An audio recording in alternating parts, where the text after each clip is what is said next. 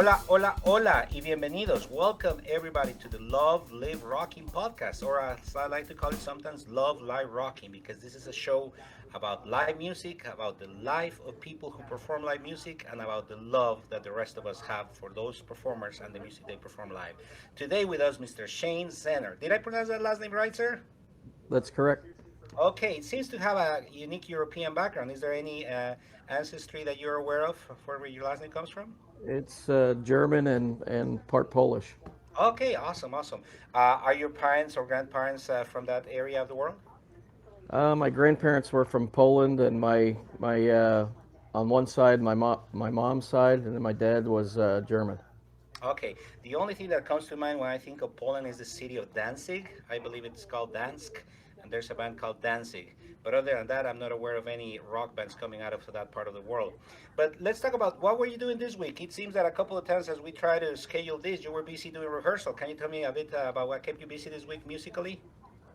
Yep. Normally on a normal day, I have, or I should say, normal week, I have rehearsals on a Monday, a Wednesday, and a Friday, and then possible shows on Saturday or Fridays. So you rehearse So about 3 times a week. yes. Is that one band that's striving for perfection, or how come you're rehearsing 3 times a week? All bands that we do strive for perfection, but it's more of Mondays. Mondays the foreigner rehearsal. We usually go over it to get us make sure we're still tight. Just run through the stuff and make sure it's fresh. Um, Wednesday is the Dawkins tribute. We run through that. We're still, since I'm new to it, I'm still trying to get my cohesion with the guys, make sure we get everything down that we can put on a stellar show. And I did forget that Sundays is the Europe tribute. And then, Okay. so we do rehearsals on Sundays for Europe tribute. And then, depending on when we have shows for the Tesla tribute, we'll get together for that a few weeks before. But that's usually on maybe a Tuesday or a Thursday. Wow. So you're actually contributing to 4 bands. What is your role in Correct. those 4 bands? I'm the main vocalist in all four. Okay, interesting. So, which is the first of these bands that you joined, or is there a band that you were part of the founding or the bringing together to get it started? The first one that I joined was the Foreigner, the Double Vision tribute. Double Vision. Why did you choose that name, or why do you know how the band chose the name Double Vision? They chose the name because it's one of their albums. Normally, what they try to do for a tribute band is to pick a name that has something to do with the band or their albums. So, Yeah. Double Vision was one of the first. I guess it was the second album for Foreigner, and that's what they actually chose for this tribute. I'm glad they didn't choose the name Cold as Ice because that would have led people to believe it was a different kind of tribute, huh?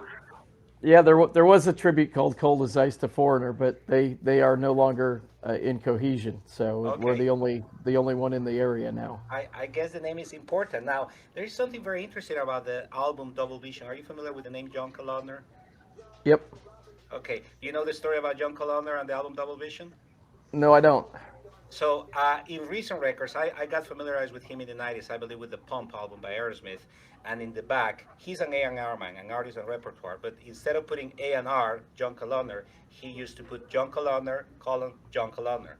And that was how it appeared in every album. Do you recall seeing any of the albums that has that double credit? I don't recall. I don't look too much at the credits other than just the lyrics of them. Yeah, you were lucky enough to be participating into the music process and music making. I was just a fan looking at the covers of the albums, and I was always curious, who is this guy that what he does is actually something so unique that he has to define by his name because they have, producer so and so, engineer so and so, mixer so and so, John Kalodner, John Kalodner. But it comes up from a joke that I believe Luke thinking of for the album Double Vision to have everything doubled. So for John Kalodner, they doubled it as John Kalodner, and that's how it stayed, and that's how it sticked. And he's been definitely a very important figure in the resurrection of Aerosmith and how he participated in so many other bands. So just one of those trivia facts that, as a fan, I got to learn about these bands. So tell me about how do you begin loving music like this? How do you get in touch with Foreigner? Is this something that started as a kid, or did you just decide Oh, to join this band? in the when I was growing up, I used to listen to different types of music, and I was one of the '80s hair metal type things. So when the first MTV came out, and when that came out, it was like, boy, I wish I could be doing that stuff. That seems interesting. So, high school after that, we started bands, and I've been in bands ever since. But they've all been cover bands where we cover everybody's music. And then some of them have also been original. But when I got down here to Dallas, I was looking for something to get into, and I seen an ad for a foreigner tribute band for a singer, and I was like, well, it sounds easier to sing one person's music than it is to sing everybody else's. But Okay. in once I got into it, it's actually probably more difficult to sing one person's because you got to know every little nuance about that person's voice, his stage movements, and everything if you're going to be in a tribute band. True. And how about the fact that some of the fans that go to a tribute show are usually, not all of them, but some are diehards that are going to be looking at every little nuance and every little note that you sing and judging it and comparing it to people that have done this for 40 years. Do you Yeah. ever feel that kind of pressure? Have there any been any situations where you feel, oh, I felt that I could see it in people's eyes that they were not happy with me? Well, not. I don't think I've really had that experience, but I did have people come up to me and say that we were actually pretty good. That we were they could close their eyes and they could hear we were imagine this that being that band. And there was actually members of previous members of Foreigner that actually had commented, and some other people that were at shows that commented that we're actually better than the current lineup of Foreigner. That we sound more close to the original lineup than the current lineup does. Wow, wow, those are impressive remarks. So right now, Foreigner has been with the same singer, I believe, for about 15 years, Mr. Kelly Hansen, who used to be in the band Hurricane. I've only seen them perform with him, and both times has having incredible shows. The live performance has been amazing. I saw them when they even had Mr. Jason Bonham on the drums. The first Yep. time that I saw him here in Dallas, they were actually opening for Def Leppard, and I was blown away by the show and the performance. I became a fan of that lineup. I got a live album performed by that lineup. I even got the symphonic album that they recorded, I believe, in Zurich with a full orchestra.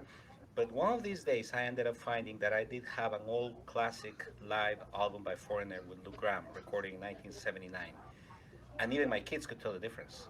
Even my kids said that guy sounds a little bit different, and I don't like to compare anybody. I don't like to, you know. I am grateful for what Kelly Hansen is doing, but there was something to the voice of Mr. Lou Graham. How do you feel about the different voices between those two singers who are the main known singers for Foreigner? Well, the Kelly does a great job. His voice fits with what they're doing, but yeah, that there's.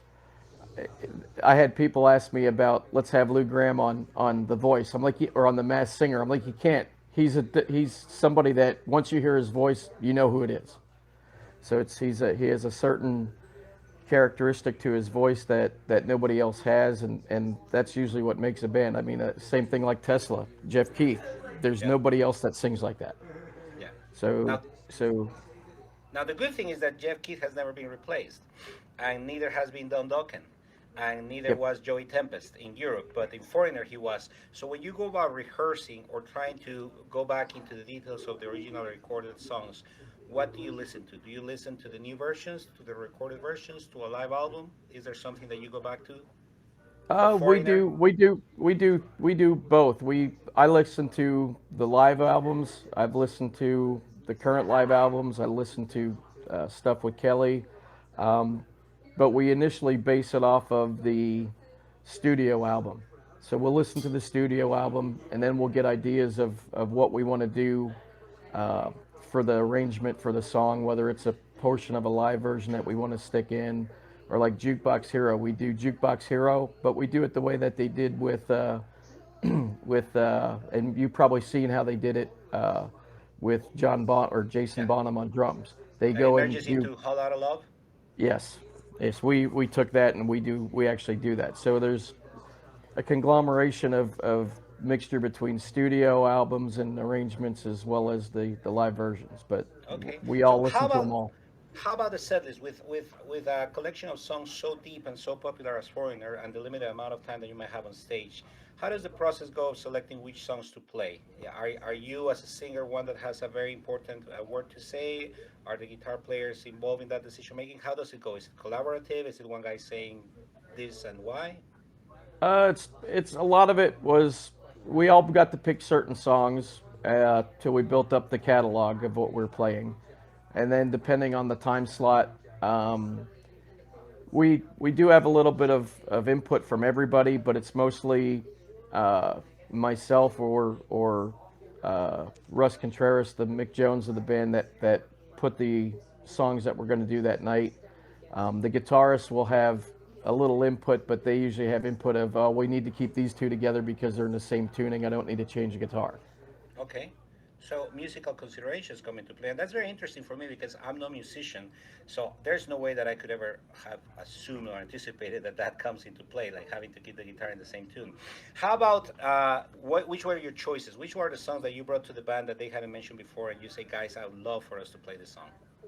Um, well, one of them that we still do is Love on the Telephone, which we do that. A lot of my stuff that I bring to the table is B sides. I mean, everybody knows the hits, but as a musician, I like playing the hits, but I like playing stuff that not a lot of people hear all the time, which is a lot of the B sides, like Love on the Telephone and a couple others like that. So you have had a deep love and interest in Foreigner for a while. To be knowing songs like "Love on the Telephone," is isn't it from the Head Games album? Yes. Yeah, it's a fantastic song, and it's not very well known. I don't think they even play it live. The band, the origin, No, the, no, the they don't. songwriters. No. Okay. Was there any resistance from the band, from Double Vision, to go for that song? Nope. Nope. Okay. They heard it and said, yeah, it's up tempo and it'll fit with what we need. So that's what we try to pick stuff up that's more up tempo that'll keep people's interest. Yeah. How about fan requests? Have you ever had fan requests? We've had some requests, but um, one of them's been Break It Up, which we do now. We also added Heart Turns to Stone. Okay. Uh, we have a whole mess of them that we used to play. We haven't played in a while, and normally we play a 90-minute show, so there's only so much you can get in. Hmm. So what we started to do this year was we started changing some of the B sides out. Okay. So now we're adding, instead of doing uh, uh, nightlife, we do Heart Turns to Stone. Instead of doing uh, some of the other B sides, we'll do uh, Break It Up. So we don't. We used to do Women. We used to do a couple others that are out there, but we still play them. It's just we'll swap them out every couple shows now that everybody gets to hear some new B sides that they don't haven't Well, heard in a while. let me tell you, I'm going to be one of those people because as much as I do believe I own the whole discography of Foreigner, including the newer albums that were released in the last 10 years, you mentioned some song names that I didn't even associate with Foreigner. I hear Women and I think of the Def Leppard song. I heard them play Foreigner the first time they were in the middle slot of a three bill with Def Leppard, but I never knew they had such a song. So I'm going to go back to listening to this episode and list every song you're mentioning. There is one question that I had. How did those fans' requests come to you? Were they people just shouting them in the audience? Were they people sending you messages? And what made you decide to take those requests Uh, into consideration? Most of them are people requesting them at the show, or every now and then there's a couple that'll send us a message about doing a certain song.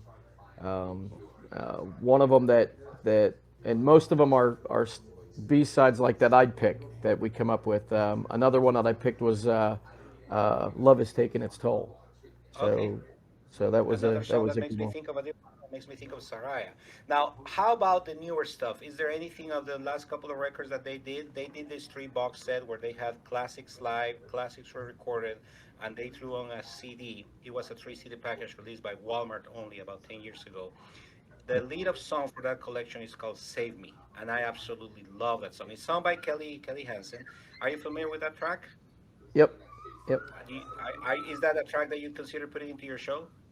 Uh, we probably would. We just haven't gotten around to it yet. There's several that we want to do, like "Girl on the Moon." We want to do it acoustically. We haven't gotten around to that yet. So there's a lot of stuff that we can still do because they have over 40 years of music. Yeah.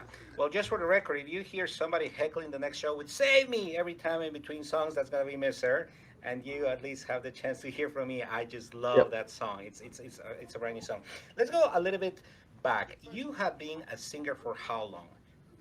Oh, since about 1987. So when you talk about those bands that you were part of in high school, were you the singer already? I actually started out as a guitar player. Okay, tell me about it. What got you into the guitar playing? How did your love for the guitar started?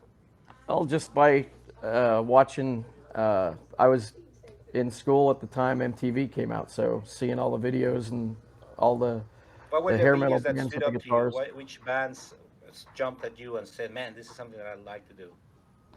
Just about anything that was on MTV, especially like the '80s hair metal. Poison was probably my favorite band back in the day. So Okay. um, What just is the doing first the track that you remember listening, hearing by Poison? My first one was "Every Rose Has Its Thorn" because it was a big hit on the radio in my country. I didn't become familiar with the first album until I had opened up and say, "Ah." How about you? yeah. How did your journey with Poison go? It was I think my first album that I hit that I liked was Look What the Cat Dragged In. So that was the first song that I ever heard from them. So that was pretty interesting. I'm like, boy, that's something that I could get into. And then trying to start the band, we've had issues that we didn't couldn't get a singer. So it's somebody's like one of the guys is like, well, you know how to sing, you can sing half decent. Why don't you just sing? So that's how it started going into singing. So it was the guy who could sing half decent who had to do the job. Yes. Tell me about those performances in high school. Did you perform at a talent show? Did you perform at friends' parties? How did that go? We used to perform at. It's funny, but we used to perform at the local fire companies. Used to have That's a first. I nights had where never they heard had that. shows. Yeah. The local fire So company. yep, Wow. At least the fire marshal didn't have to go too far to make sure that the attendance was under the guidelines. yep. So the place where I grew up in Pennsylvania was they had a fire companies, and they used to have like a social hall, and they'd put on different events, and one of them was music events on a Friday or Saturday night. So that was a big part of the area. That was before a lot of the club scenes where the clubs start putting bands in the live venues. That's amazing. That's amazing. What were these like benefit shows, or was there just because they were the only ones who had the location that the fire Uh, department decided to do these shows? they would put on shows, but it wasn't benefit shows. It was basically they would charge a cover charge to get in, and they have their own bar, so they were making money off the bar and all that. So that's how it got shaped up that they'd help each other out. They'd help us get jobs and get paid and have people come to see us, and they'd get money off the beer sales. How old were you back then when you first performed there? 17, 18. So you could be playing for an audience that was buying alcohol, but you were not allowed to get it yourself, huh? Yep, yep. I always love that story. I always love when people say, "Hey, my only way to get into the clubs was if I was in a band." So what's the name of this town? That was in Tamaqua, Pennsylvania. Tomaco, Pennsylvania. Is this a place that you still go back to every now and then? Do you still have family living up there? Yep, my mom still lives up there, so I still go back up there. The Foreigner Tribute has played a show at one of the big venues now up there called the Jim Thorpe Opera House. So, Jim Thorpe in honor of the Olympian yep, racer. That's yep, amazing. So how did this show come about? Because Double Vision. Are you talking about Double Vision? Was Double Vision the band that came down there to play? yep. Okay, I mean, I must have been a very, detail-oriented organization process going on because you guys are. How many band members are there and flying over your equipment, or at least flying you guys all over there to play a show in Pennsylvania? Seems quite like a time-consuming and resource-consuming endeavor. Yeah, well, the guys flew up. I drove up with all the equipment. Okay, why that? Do you reminisce the old times when you had to drive between Pennsylvania and Texas? Yep, yep. Okay, how did you end up in Dallas? Relocated with my main job down here. Okay, how long ago was this? Oh, it was about 10 years ago. Okay, not so long ago. Not so Oh, long ago. maybe even more than that. Let me see. So it's 10. It's actually 87. About 2000. Yeah, it's about 20 years. Okay, about 20 years. And before that, you only live in Pennsylvania. Yep. Were there any bands that you were part of in Pennsylvania that you had to leave when you had to relocate? Uh, no, actually, I didn't have to leave any bands. I already was taking a break at the time and moved down here. Okay, so let's go back a little bit to the start. You mentioned that your mom lives in Pennsylvania. So is that where you were born and that's where you were raised? Yes. Okay, what kind of music was playing around the house? What kind of music did your folks play? Did you Uh, have siblings that play certain kind of music that influenced your yeah. taste? The folks used to play uh, polkas on Sundays, Polkas and and yeah, Sundays. and then a lot of the stuff was the '50s era type, '50s, '60s type music. And then on there's certain my mom used to listen to some of the rock stuff. Okay. When you say some of the rock stuff, are we talking Beatles, Elvis Presley, Chuck Berry? What kind of rock stuff we should listen to? Because back then, It was Elvis and the Who and that type of stuff. So The Who. Interesting. yep. Are you a fan of those bands? The Who, The Doors? Uh, they're okay, but they're not my main interest. Okay, so you began developing a passion for music when you began watching MTV. Yep. And then you pick up a guitar. How did you get your first instrument? Actually, my first instrument was my dad's because he played guitar. So I was using his guitar, which I inherited after he passed away. But it's 1957 Gibson ES 175. Oh my goodness, it's quite a unique instrument. Did you guitar? Yeah. Did your father play in a band? He did, yes. What kind of music did he play? He played the '50s music. Okay, was it a cover band that played local shows? I think it was him and a couple friends, and I don't know if they used to do shows or if they used to just play around in the garage. But they used to play, get together and play. And my aunt used to play accordion, so she used to play with them. And Accordion. Does that mean that they ever venture into some folk? no, no, no. Did you ever catch them playing in the garage? Is that a place that you remember going to watch your father play? No, I think when I was born, that was the end of him playing. Okay, okay. Do you have older siblings? Nope, everybody's younger. Okay, so he decided to apparently set the music aside to focus on being a father. Yep. That's fantastic. Did he ever play the guitar at home all by himself? And is that how you saw it, or did you saw it in storage and that's where you took it out? Just saw it sitting there and started to pick it up. So you taught yourself to play guitar. No need of Yep. classes, lessons, videos. Nope. It's all by ear. Oh, amazing, amazing. Have you ever taken lessons since for playing guitar? Nope. Nope. I haven't taken any lessons. How about vocal lessons? Nope. Well, actually, yes, I did take vocal lessons. I used to take vocal lessons. Initially, I didn't, but I did take some vocal lessons hanging out in North in the club scene with I don't know if you called Dirty Looks. Yeah, yeah. Well, Heinrich Ostergaard used to be my vocal coach. Oh, that's amazing. That's amazing. That band has a unique sound. I'm surprised that they didn't make it much longer. Now, you said that your dad let you, or you inherited that guitar from him when he passed. Um, Yep. what happened between the time that you grabbed that guitar from him, that it was in storage, to the time that your father got it back from you? Because apparently he got it back from you. You just didn't keep it since that time. Did he ever ask for it back, or how did that go out? Or did you just buy a better guitar and said, "Here, hey, dad, here's this one"?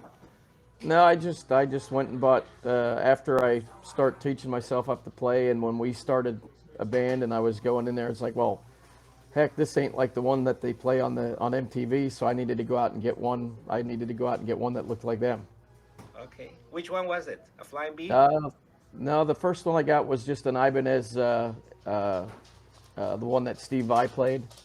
I was thinking of that. I think of Ivan as I always think of him. Are you talking about a seven string? No, no, it was a six string, but it was the same model except it was a six string. Awesome. With the handle that you can put your fingers on it and Yep, carry it. I yep, don't even think I've ever held one of those guitars. I might have seen it a long time ago. So you were a fan of Steve Vai as well, because by then we're talking yep, when he came up with his own guitar line was in like almost 1988 after he enrolled in Whitesnake. yep. Okay, so were you at the time thinking that you'd stick to the guitar, even though you had to sing at the band? Were you still trying to go more for practicing the guitar? Uh, I tried to in the beginning, but it was just obvious that we didn't need another guitarist. There was guitarists were dime a dozen, so I just focused on vocals after that.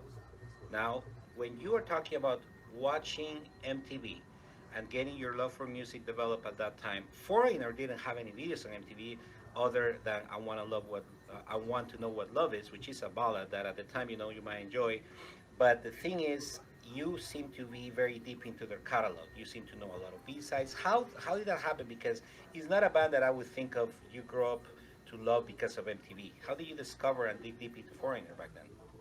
Well, once you hear like the Four album, and that's probably the first one that I've actually heard, then I start getting interested. Well, what other stuff do they have? So I'd go to the CD store or the music store and get CDs and get some of the older CDs and listen to them, and that's how I came about it.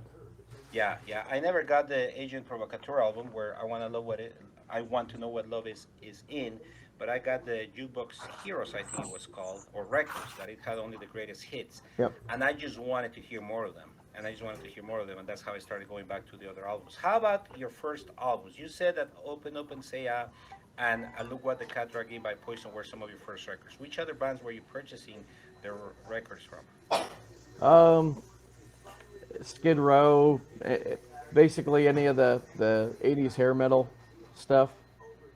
Did you ever come to your band and say, "Hey guys, let's cover this song. Let's try to get it done"? No, it right now if it's a tribute, we usually just stick to the tribute stuff. So I mean, No, there's but some back then, songs back then. Yeah, we used to go and whatever songs we liked, we used to bring them up and we just go ahead and do it. did you go ahead and sing Skid Row songs? That seems like a challenging kind of song for a singer. Yeah, they're challenging, but if you drop it down a half step, what we used to do, it makes it a little bit easier, especially vocally. Now, you're talking about not having taken music lessons to learn to play the guitar, but yet you can talk to me about arranging songs and dropping them half a step. To somebody like me who's not a musician, that sounds like rocket science. How do you learn about this stuff? It's just that it's all about tuning of the guitar. So when I was growing up tuning the guitar, when you have to put it in tune, you figure out what key it's in and how to tune it. And standard tuning is 440. So some of the songs are different tuned, like Black Crow's tuned with open G, open C. So you have to learn them tunings, and just by learning that, even some of the studio albums, some of the '80s uh, bands used to tune a half step down. So we used to figure out, all right, they tune a half step down. That means all this, they're they start at E, and then every string is a half step down. So you lower the tuning a half step. So you are definitely into the arrangement and to the studying music more than just going ahead and singing. Now, how about the moment where you graduated high school? Was there any consideration of pursuing music as a full-time thing? Do you think that you'd be taking your band down to LA? Because isn't it Poison that is from Pennsylvania and Cinderella as well? Aren't they both from Pennsylvania, but they had to go somewhere else? I think Cinderella to New Jersey, Poison to LA. Yeah, well, Poison went to L.A. They grew up around about 50 miles from where I'm from in Mechanicsburg. Um, then also, I think Cinderella. I think they were from Philly. They actually did pretty much stay in Philly, but they did do most of their recording in another city. But they had they had Brittany Fox that was there, and Brittany Fox is basically a shoot off of Cinderella because they had a split before Cinderella got signed, and half the band went one way, half the band went the other way, and Brittany Fox was formed out of that split. Did you ever get to see any of these bands where they were playing locally? Yeah, yeah, I used to see them play locally. Actually, good friends with the drummer from Brittany Fox, Johnny D. Oh, you're friends with him. Yeah. Anytime you thought about telling him to start a band together? No, no, he's actually over in Germany now. He's the drummer for Duro Pesh. Oh, okay, the singer for Warlock. Yeah, yep, Okay, yeah, one of the so, first heavy metal leading ladies. Now, yep. there's a band from Pennsylvania that I remember, I would say discovering because it's one of those records that I got straight of a 5 disc review on Circus Magazine. If Circus gave that disc a 5, I needed to get it, and I ordered it No song. I mean, I haven't. I had heard no song from them. It's Heaven's Edge. They're from Pennsylvania. Are you familiar with Heaven's Edge? Yep, yep. Tell me about them. How do you learn about that band? Um, Heaven's Edge. I seen them on. I heard their song on the radio. But actually, they are another Philly, New Jersey-based band. So it was once, and I think Saigon Kick as well was one of Hmm. them. Yeah. So they were all in the area. So a lot of the stuff when they used to play before they got big, we used to try to go to see them. Um, another band that was from the area that we used to go see come through before they got big was Kicks. Kicks. Yeah, they're from Maryland, I believe.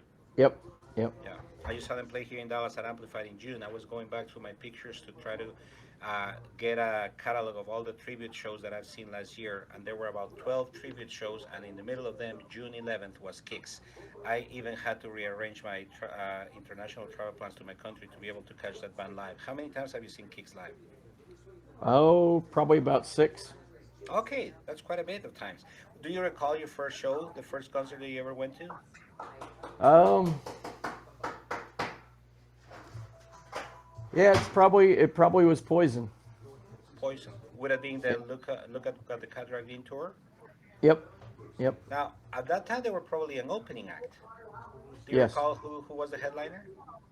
I can't remember now. Okay, you were so into Poison that all you cared was about them. Yep, yep. Okay, so which band came after Poison? Was there any other band that became your favorite after Poison, after a couple of albums, after a couple of years? Um,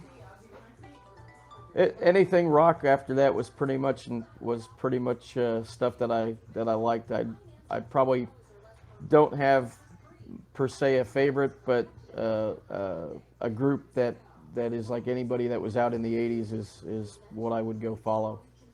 Okay, when you graduated high school, you did not pursue a music career in full. No, Okay, why is that? Do you just wanted to do music as a hobby?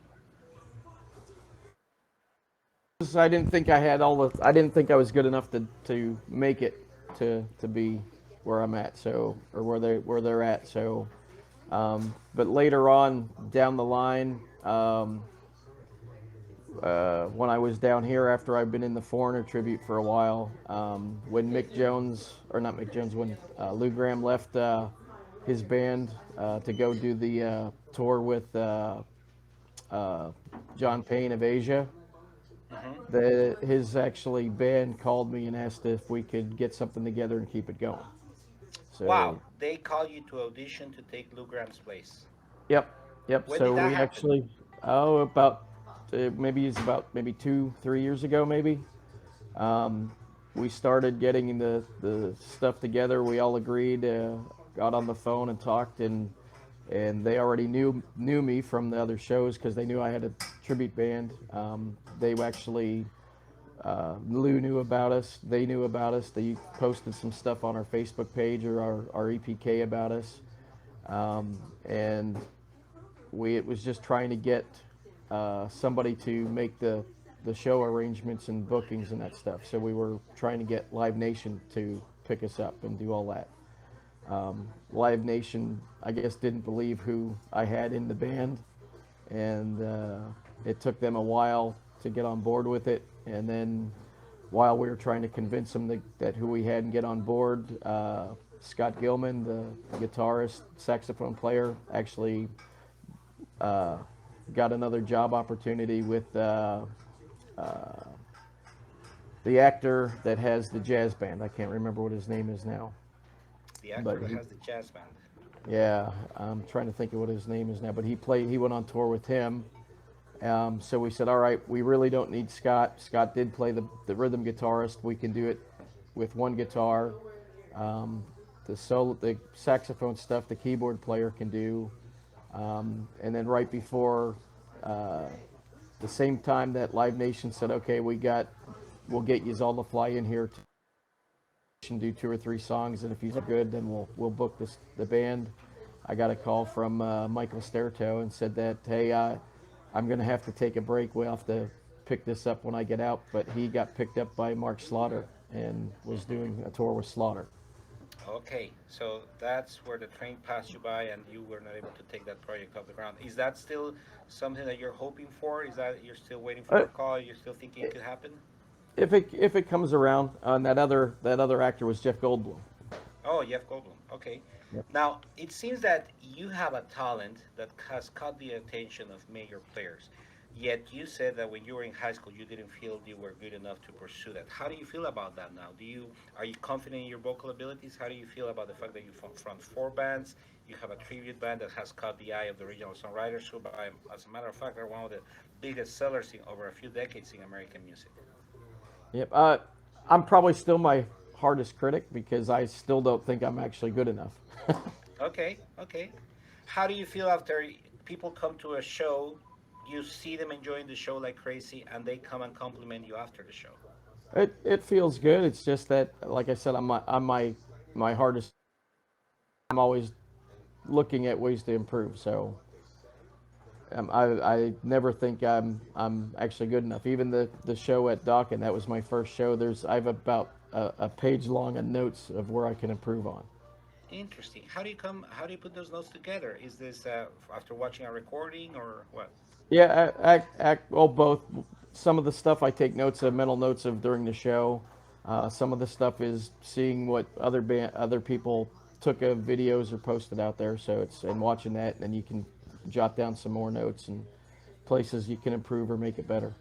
Wow, I am surprised by what you say because I got to meet you or see you perform live for the first time at the Rocking, a tribute to Dawkins show, and I was blown away. I made a mistake that day. I thought that you guys were playing at Lava Cantina, so I headed there straight on time, bought a ticket, walked in, and it was a lady who began singing acoustic, and I thought there's no way an acoustic female is gonna open for Rocking, who's opening for Def Legend. So Yep. I checked my phone, and you guys were playing at the Rebel in Frisco, about 10 minutes away.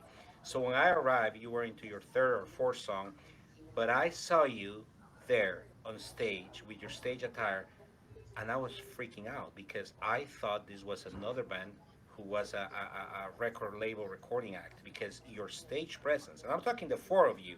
However, talking about your stage presence as a singer, the moves, your attire, the way that you chose your costume, your hat, your voice. Again, I'm no musician, so maybe a musician noticed that you went off half a note somewhere in there. I was blown away.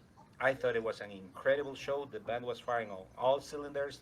My first time watching Rockin', you say it was your first show with them, but it was an incredible show. I could not think of one thing that you could have done wrong except play my favorite Dawkins song, which you didn't. But I'm not gonna get into that with you Well, we, today. we, we teased you with it. You did? Oh, you heard that? Yep. So you knew about that? Yep. So I got a message today because we got through the show. We need some more material, and we've actually worked on stuff. But I did get a message today. This is what it says from John Land. Dream Warriors is next on the list. John Land So has my that's heart. John Land has my heart, and that is why I look at my backdrop. I have a Rockin' shirt on one side yep. and a Dawkins shirt on the other side. Dawkins is a band that I discovered after the band was over. I discovered it with the Beast from the East live album. Again, they did not have major radio international hits, at least in Latin America, where I'm from. So I just stumbled upon that tape, and I was blown away. I just absolutely loved it. And back then, the only bands was through magazines. Well, in 1988 or 1989, magazines would not be talking about bands that no longer existed. I Yep. didn't even see the name Dokken mentioned until the album Up From the Ashes, which is a Don Dokken band album, came up. But there was this movie, Nightmare on Elm Street, that had the song Dream Warriors, and I was blown away by the studio version of it. And I just began trying to find stuff about Dokken. I had to purchase back order magazines to learn about Dokken, and Yep. it's been a desire of mine to see them play live. I saw Mr. Don Dokken play an acoustic solo opening for Queensryche, if I'm not mistaken, around 2007. And again, I only want to focus on the positive, but let me tell you, I did not feel that I got everything that I was hoping for at that acoustic performance. It was unique, it was different, and even that shirt that I have in the background, which is from the new Live in Japan album from 2016, I heard the whole album, and again, I'm no musician, but I could tell that it was in a different tuning than the original album. So I have read also a lot of comments about how his voice has changed, and of course people age and their body changes. But I gotta tell you, Shane, you blew me away.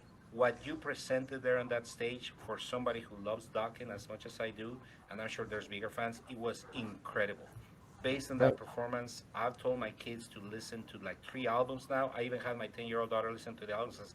I said, "You're coming to the next show, and I want you to sing with me. I want you to sing with me." And now you're saying that you knew that I was gonna be the guy just, yelling out dream words in between songs because you knew when John was teasing me with it. yep. How did that happen? Did he mention that there was a crazy fan requesting that song like crazy?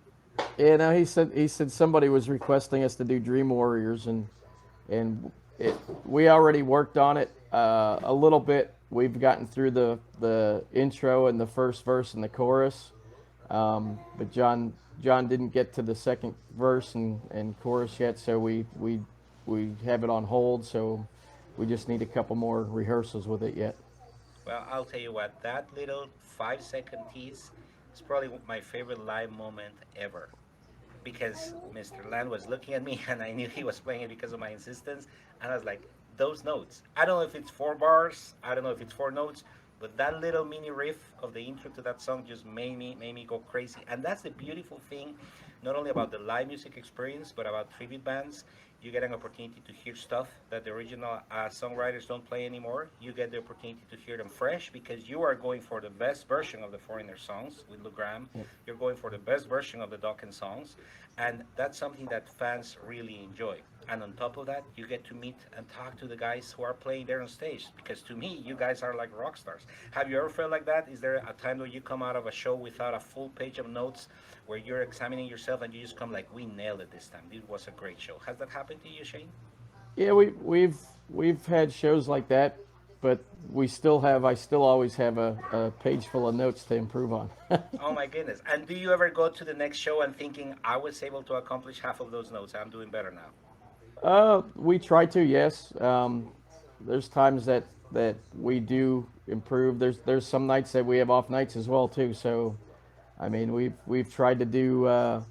The Foreigner band is pretty much on all 8 cylinders. That we really don't need a rehearsal. We've been doing the songs long enough. We've played together with the same group of guys for the past 10 years. So it's pretty much that we know what each other's going to do on stage, and there's not much that can throw us off.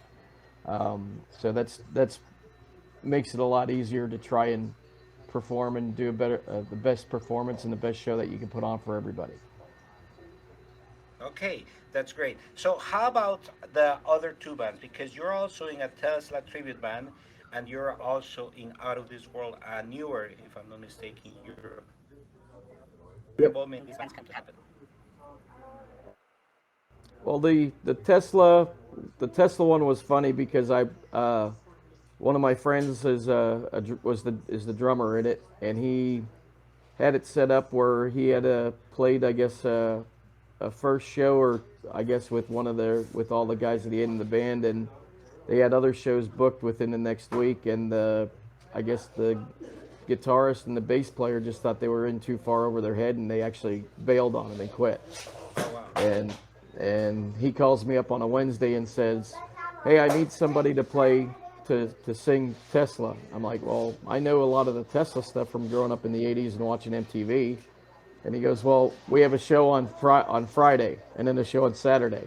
Wow. So I said, "All right, I'll get on what I can get on." And basically, I had a 2 hour rehearsal with just the guitarist and him, and played on Friday and Saturday. So they called you based on your involvement with Double Vision. Yep. Okay. How do the guys in Double Vision feel about the fact that you'll be taking some of your time to rehearse and then perform 2 times in 1 week with this new band? I don't think they have a problem with it because they're all in other bands as well. Okay. So So each of us are in multiple bands. it seems to be a very neat dynamic that the whole community of musicians who participate in tribute bands support each other, whether in other tribute bands or in their originals. And you told me that you came to Dallas and you found Double Vision through an ad, correct? Yep, Now, that's correct. did you develop a network of connections from performing and rehearsing with Double Vision that expanded into more friendships and more musical opportunities? Yep, yep. Most that we got to know was through shows and other playing with other musicians, and like these last three bands, it's uh, the one I just told about was Tesla. That how that came about. Europe came about because Russ wanted to start a Europe tribute, and he knows I can sing, and I'm one of the only singers that can sing in the tenor range Hmm. that's in the area. So he asked me to be part of that. Uh, the doc and stuff with John Land was because I played a Tesla show. We opened up for him with the Tesla tribute. He heard me sing, and his wife heard me singing out in the audience to the doc and stuff. So I got a Okay. call a couple days later from John about coming and helping them out. Well, if I ever see you in the audience, you need to understand that I'm going to step as far away as I can from you because I do sing, but I sing like a screaming banshee. I have no tune, I have no ear. I just love the music and yell along. Maybe I cannot even call it singing along, but you were singing from the audience, and the wife of the guitar player heard you and recommended you from the gig. How cool Yep, is that? That is yep. amazing. Now, how about Europe? Were you very familiar with the music of Europe as well? Because they seem to, some people in America could even go as far as calling them a one-hit wonder. Of course, it was like a six times platinum hit, and the album had four other hits. And in my country, Superstitious, a song from the follow-up album, was a hit as well. But I also became familiar with other material. How about you? Were you very familiar with the music of Europe? Uh, Not very familiar. I mean, I knew more than the two songs. I probably knew most of the hits from the '80s, um, but I didn't know a lot of their new stuff or some of the stuff like Last Look at Eden or stuff from War of Kings and stuff like that. But from learning the songs and doing the songs, they to me they have a lot of great hits and music that the U.S. isn't aware of, and I think it has to do with their location. They're in Europe, and basically they have a name Europe, so they're real big in Europe. But it wasn't they didn't get the following that they thought they were going to get in the U.S. Yeah, I think it also has a little bit to do with having such a massive hit right out of the gate that any casual fan expects every single song to be that kind. And they Yep. came up with four more hits, like I believe Rock the Night was there, Cherokee, Carrie, which were hit in the US, and then Superstitious was a song. And you were mentioning War of Kings and Last Look at Eden, and those are very new albums that even people going to a Europe show would not expect to hear songs from those albums. How does the band decide to bring such a newer material into the set list? Well, it's mainly this one is mainly the guy that's in charge of it, which is Russ. He's the head of the band, and he'll bring stuff to us and say, "Hey, what do you think of this?" And we'll say, "Yeah, that sounds good," or we'll give him some other input. I know the keyboardist. We're doing Rags to Riches. We're doing Hole Wow. in My Pocket. So there's stuff that is newer that we like to do. That's up tempo. That really rocks out. That fits the the type of show we want to give on instead of having it all melodramatic and drama and slow and '80s type stuff. So how about your input? Because with Foreigner, you came to the band to Double Vision with Foreigner's B-sides, and you suggested those songs. How about with Out of This World or the Texas Mother Lane Cowboys? Do you bring songs for consideration for the set list, or do you leave that most up to the guys who are handling all that? We all at times bring different songs to the table, and then we'll listen to them and get a collaborative yes or no. How about Out of This World? Have you brought any songs to them yet? Um, I really haven't picked any songs, brought them to the table because the ones that I mostly know, like I said, were the hits that were played in the '80s. So we How were about already doing all request? them. How about requests from fans? If there were not necessarily a die-hard Europe fan, but a massive fan of one Europe album that recommended a couple of songs, would you consider bringing it to the table for the next band's rehearsal? Yeah, yeah. I know we've already discussed some. There's one crazy fan out there that's been asking us to play a song. Which song? I can't remember. I have to go and look on my There's two. There's two. Who's that messenger. crazy fan? First, let's I think clarify. it. Who's the? I think that might be you. Yes, indeed. Yes, indeed. Listen. Back in the 90s, I got MTV, if I'm not mistaken, in 1989, at the end of 1989. The very first video that I remember watching was Mad About You by Slaughter. So for whoever is a bigger Slaughter fan, they might realize it was a little bit later. So I knew those Europe songs because they were huge in my country. Superstitious, even from the Out of This World album, was huge. But I don't think I saw the video more than a couple of times on the local music show.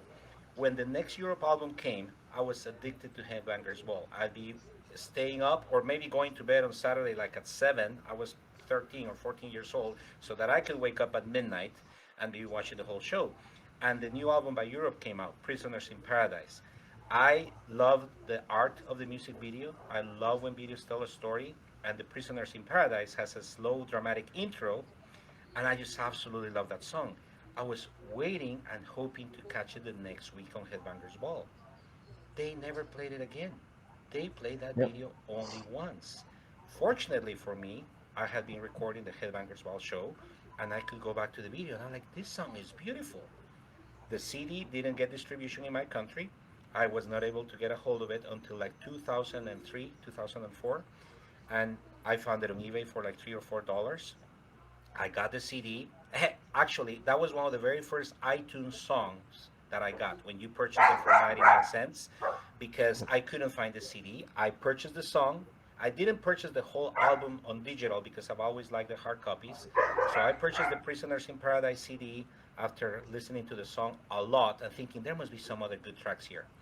And I was playing that album, you know, how you let it play in the background and let it grow in you when it came to the song Homeland. That is a song that I am sure Mr. Joey Tempest wrote about Sweden because he talks about being so far from my homeland, so far from home, and I am still longing for that peace of mind that I can find only in that homeland. And I began weeping. I was listening to a Europe album and I began crying because it reminded me of my own homeland. Yep. Everything in the lyrics, he describes Sweden, and I'm sure it's Sweden because he's from Sweden with such wonderful lyrical context describing the natural beauties and the warmth of being with friends that I felt this is a song that makes me feel about my own country. And it's by far my favorite Europe song that, like somebody even mentioned to me, how do you know that song? In Texas or the US, and that song reminds me of home. So I am going to be the guy who, at your Out of This World show, is going to be heckling with Homeland. And yes, that's going to Yep. be me. And if you take fan requests, I'll be very happy to listen to that song. So when you think about all these shows and bands that you play, is there any desire to start a tribute focus on Poison since it was one of your favorite bands? There's already one in town, so I'm one of the guys that if there's something out there that somebody's already doing, I don't want to go and do it. Even if I think I could do it better, I don't want to go and see the point in like having four Guns N' Roses tributes in DFW.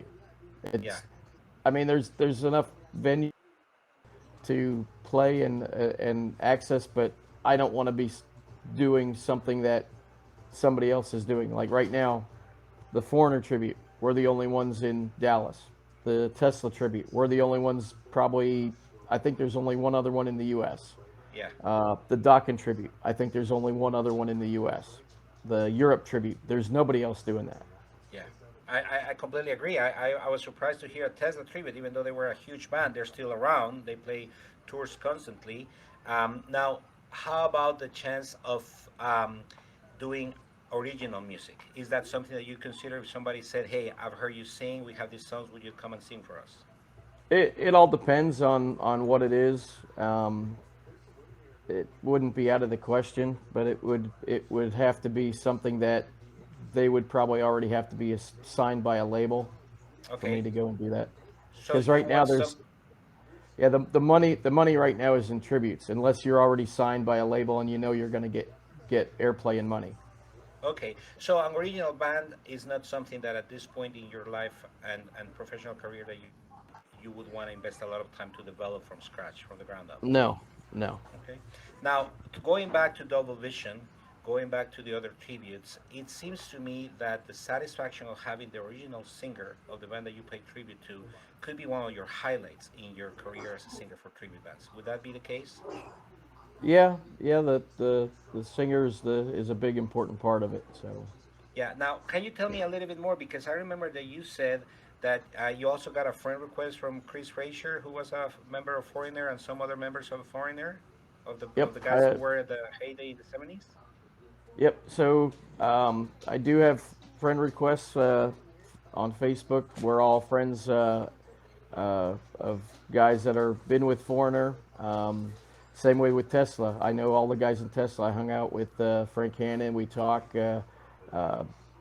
Uh, Troy Laketta, the drummer. Yeah. We every time he comes to town, we hook up. He actually played with us after his show at the House of Blues. He came over. We were playing the Tesla tribute. We were doing the 5-man acoustical jam for an after show party at Dick's Last Resort. He actually came over and played with us. Wow. So, And you were singing while the original drummer for Tesla was playing the drums.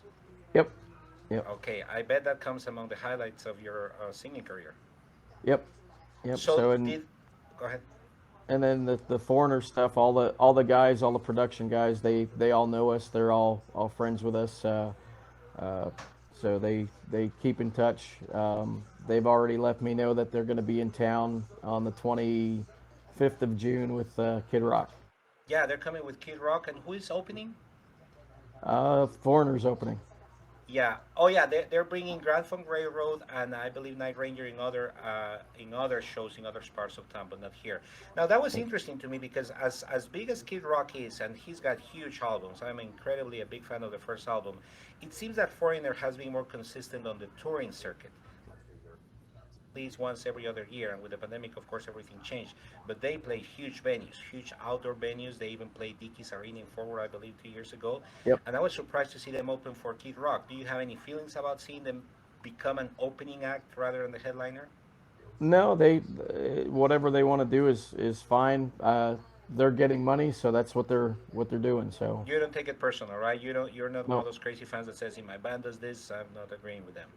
no. I just think that they should at least be nominated sometime in the Rock and Roll Hall of Fame because Yeah. they haven't ever been nominated. And just an example, this year they have Dolly Parton nominated to go in the Rock and Roll Music Hall of Fame. What's Dolly Parton done for rock? Nothing. Yeah. She's country. Yeah, I hear that, and you know what? It's a conversation that I try to stay on the positive and about the Rock and Roll Hall of Fame. There's not much I can say. Yep. So If yeah, if but I they hear you. if they if they want to do that type of stuff, then it has to be just the Music Hall of Fame. Get rid of the rock and roll. True. I absolutely agree with that, and I thought that that should be the name, the Music Hall of Fame. Although the interpretation of rock can be a little bit more broad, especially for the people that started considering the music, the movement called rock and roll started in the 50s and this and that. So going back to the friend request that you got from the guys from Foreigner, how do you recall that moment when you saw that pop up? Did you ever think it was a scam, somebody's fake profile or something?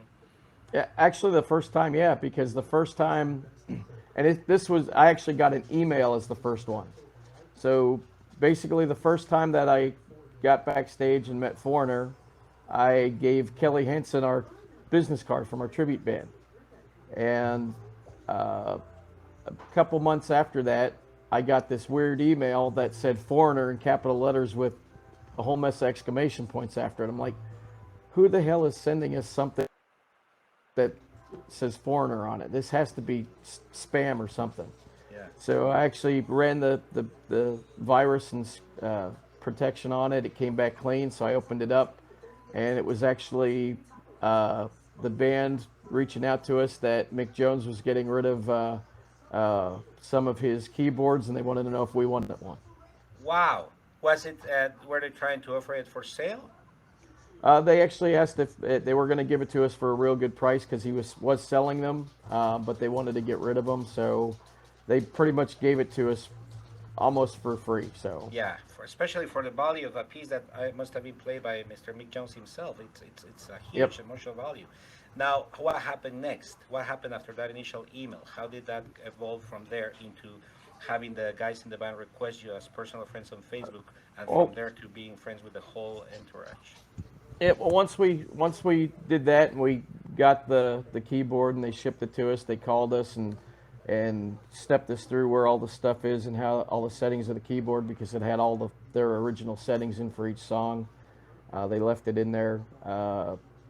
We actually, the next time they came to town, I reached out to them. They got us backstage, and they said, yeah, the production managers are like, yeah, these guys, don't let them fool you. They know who you are. They follow you on Facebook, and then after that, we start getting friend requests from most of them.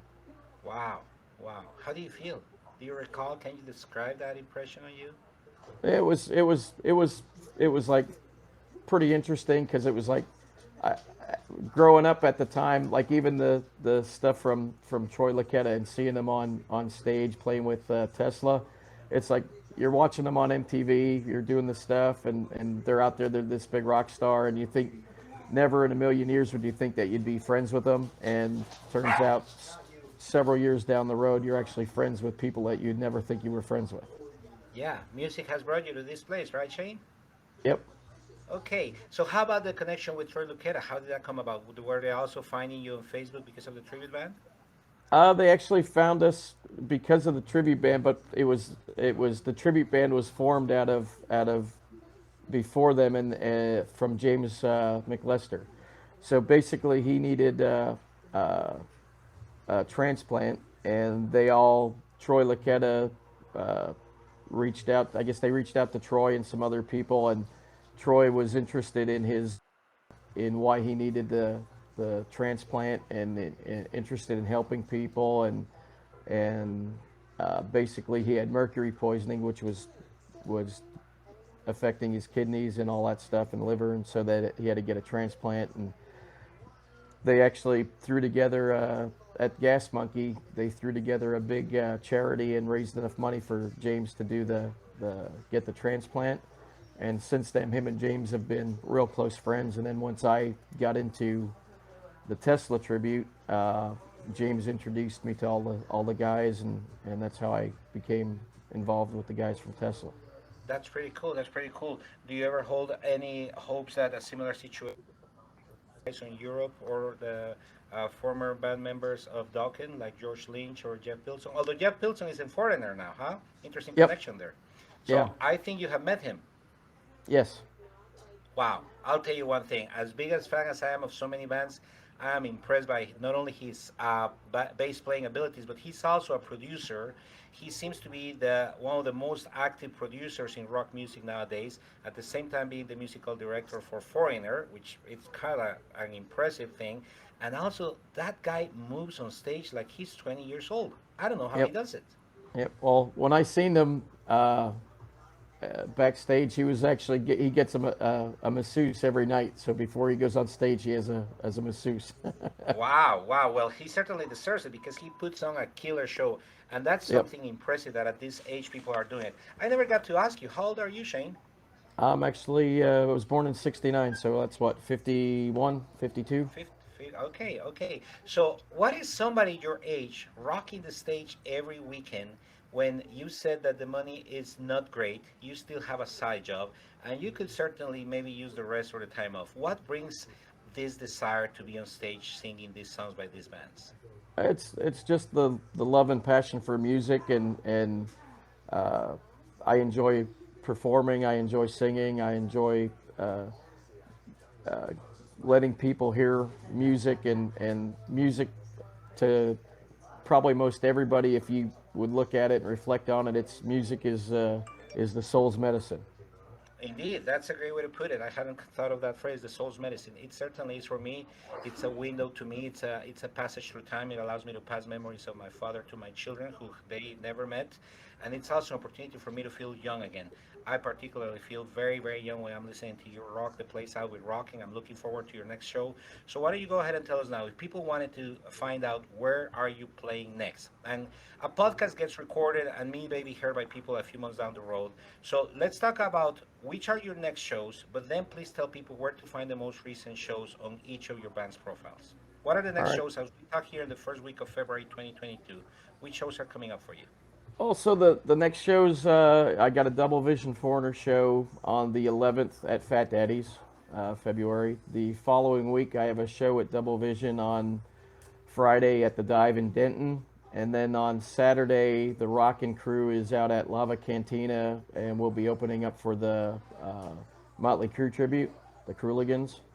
And then I guess it's March is it March 25th or March 29th? I can't remember which the exact date, but the Europe tribute will be opening up for the Rockin' trip, the Dockin' tribute. Oh my goodness! Yep, and Wow. that's at Amplified. You said wow. So that's gonna be in March, right? Yep.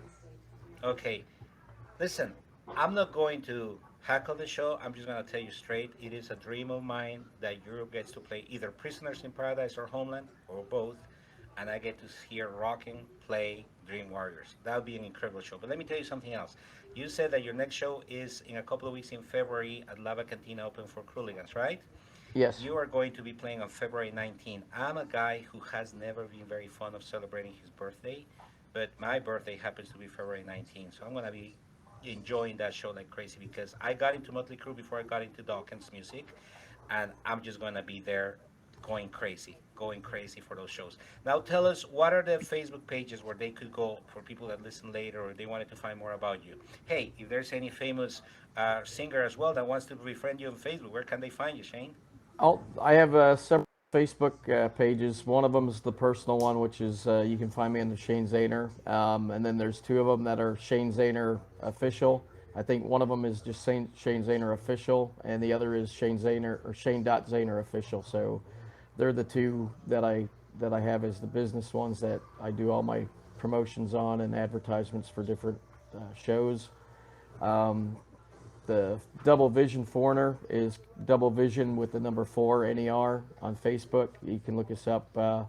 We have the actual 4 logo. We're the only ones that do that. There's two other Double Visions in the U.S. One's in Houston, but they're HTX, and there's one in or I guess in New Jersey or New York that's called the Ultimate Foreigner Tribute. So I get a lot of feedback from other people saying, "Hey, are you playing up here? Are you playing here?" I'm like, "No, that's the other Foreigner tribute." Okay. The Europe tribute is called Out of This World. You can find it on Facebook. The Tesla tribute is Texas Modern Day Cowboys or TXMDC on Facebook, and the Rockin' or the Dockin' tribute is called Rockin', and they're on Facebook as well. And for those that are watching, I got behind me a shirt that says "Rocking," a tribute to Dawkins. And be able to find those addresses on the links below this video and on the links on the podcast episode page. Well, Shane, thank you so much. I need to tell you that as somebody who loves music, I am just so grateful for what you do. I'm impressed with the qualities that you bring to the stage, not only singing wise, but performance wise. You put on a killer show. I've seen you once. I'm already a huge fan. I'm very grateful that you keep performing for us. Keep on rocking as long as your voice allows. Keep on bringing those songs to life and keep on making us happy because music certainly creates great memories. It makes us feel full of joy, full of youth, and you're the one bringing it alive. So thank you so much for spending time. Alrighty, thank you. Thanks for having me on.